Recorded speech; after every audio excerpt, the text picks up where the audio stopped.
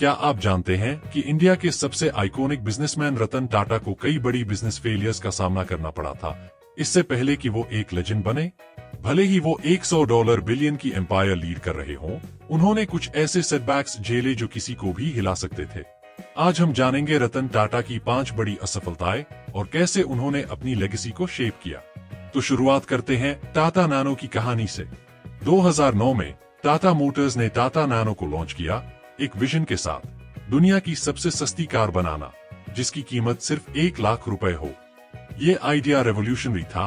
सोचिए, लाखों इंडियंस के पास अपनी पहली कार हो सकती थी, लेकिन ऐसा नहीं हुआ। प्रॉब्लम क्या थी? लोग चीप कार से जुड़ना नहीं चाहते थे। इसे एक कॉम्प्रोमाइज के रूप में देखा गया, न कि एक स्टेटस सिंबल के रूप में। सेफ्टी कंसर्न्स और पुअर मार्केटिंग ने आग में घी का काम किया।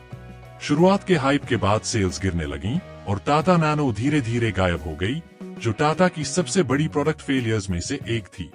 रतन टाटा ने खुद माना, मुझे लगता है कि हमने इसे चीपेस्ट कार कहने की गलती की। लेकिन इस फेलियर ने उन्हें सिखाया कि ब्रांडिंग बहुत इंपॉर्टेंट है और सिर्फ अफोर्डेबल होना सक्सेस की गारंटी नहीं देता। टाटा डोकोमो टेलीकॉम की दौड़ में पीछे छूट जाना। 2009 में टाटा टेलीसर्विसेज ने जापानीज जायंट एनटीटी डोकोमो के साथ पार्टनरशिप की, इंडिया के टेलीकॉम मार्केट को डिसरप्ट करने के इरादे से। उन्होंने पेपर सेकंड प्राइसिंग शुरू की, जो पर मिनट के बजाय ज्यादा प्रैक्टिकल थी। शुरुआत में ये कामयाब रहा और मिलियंस ऑफ सब्सक्राइबर्स ने ज्वाइन किया। लेकिन फिर कंपटीशन आया, जियो, एयरटेल, वोडाफोन। प्राइस वॉर्स शुरू हो गईं और टाटा डोकोमो टक्कर नहीं दे पाया। 2017 में लॉसेस बढ़ते गए और फाइनली टाटा ने टेलीकॉम बिजनेस से एग्जिट कर लिया। ये डिसीजन बहुत हार्ड था, लेकिन रतन टाटा ने इसे लिया, marking the end of Tata's telecom dream. Tata steel की यूरोपियन एक्विजिशन, कोरूस का नाइटमेयर। 2007 में टाटा स्टील ने एक बोल्ड मूव की, यूरोपियन स्टील मेकर कोरूस को $12 बिलियन में अक्वायर करके। ये इंडियन कंपनी की सबसे बड़ी एक्विजिशंस में से एक थी और टाटा स्टील एक ग्लोबल प्लेयर बन गया। लेकिन फिर आया 2008 का ग्लोबल फाइनेंशियल क्राइसिस।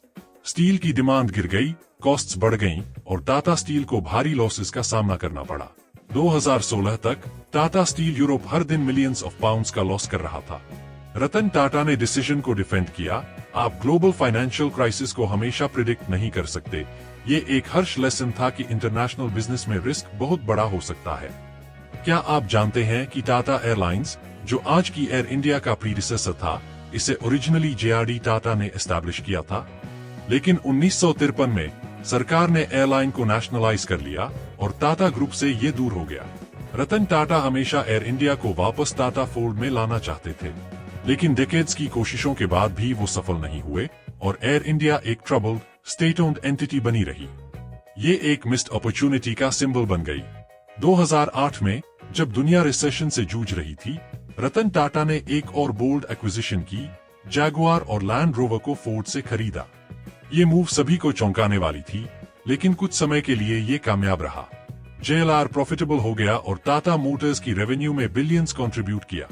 लेकिन 2019 तक चीजें बदलने लगी। चाइना में, जो उनका सबसे बड़ा मार्केट था, सेल्स गिरने लगी और ब्रेक्सिट के अनसर्टेनिटी ने भी अपना असर दिखाया। इसका नतीजा बड़े लॉसेस और टाटा मोटर्स को $4 बिलियन से ज्यादा के एसेट्स राइट ऑफ करने पड़े। JLR आज भी टाटा मोटर्स का हिस्सा है, लेकिन इसे एक टर्ब्यूलेंट राइड का सामना करना पड़ा। रतन टाटा ने कहा था, मैं डिसीजन सिर्फ किसी और को खुश करने के लिए नहीं लेता। हम रतन टाटा की फेलियर्स से क्या सीख सकते हैं? कि फेलियर सक्सेस का हिस्सा होता है। उन्होंने इन सेटबैक्स को अपनी और टाटा ग्रुप की पहचान नहीं बनने दिया, बल्कि हर फेलियर ने उन्हें इनोवेट करने, टफ डिसीजंस लेने और आगे बढ़ते रहने के लिए प्रेरित किया। आज टाटा ग्रुप जितना मजबूत है, वो उनकी सक्सेसेस की वजह से नहीं, बल्कि उनके फेलियर्स को हैंडल करने के तरीके की वजह से है। याद रखें, एक सच्चा लीडर अपने विंस से नहीं, बल्कि हर फॉल के बाद कैसे उठता है, इससे मापा जाता है। ऐसी और इंस्पायरिंग स्टोरीज जानना चाहते हैं? सब्सक्राइब कीजिए और हम साथ में एक्सप्लोर करेंगे।